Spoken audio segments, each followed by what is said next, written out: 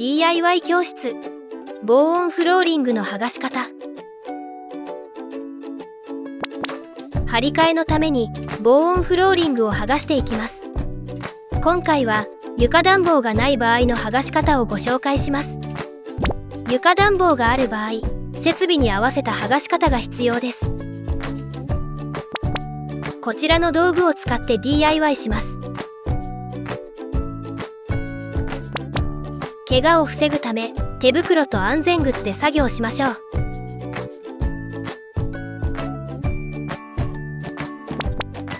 床を張り替える場合、幅木も一緒に取り替えるのがおすすめです。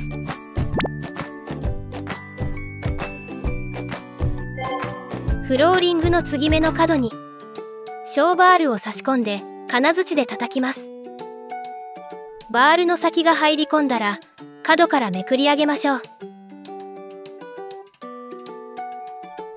防音フローリングの裏面にはクッション材が貼られています。クッション材が出てくるまでめくってある程度の大きさまで広げます。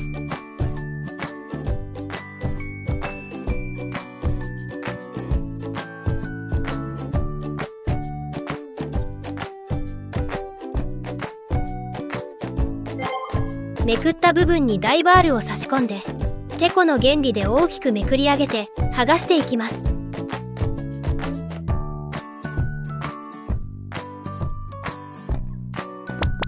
剥がして出た廃材は柄袋に入れてまとめておき、自治体のルールに沿って処分しましょう。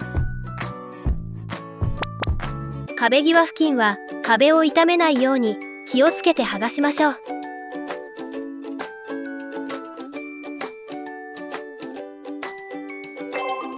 クッション材の下部は接着されていて下地に残ります。スクレーパーで残ったクッション材を削り取りましょう。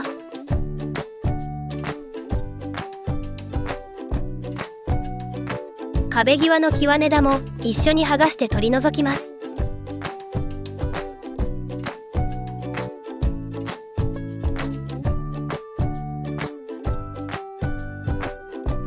根気のいる作業なので複数人で行いましょう。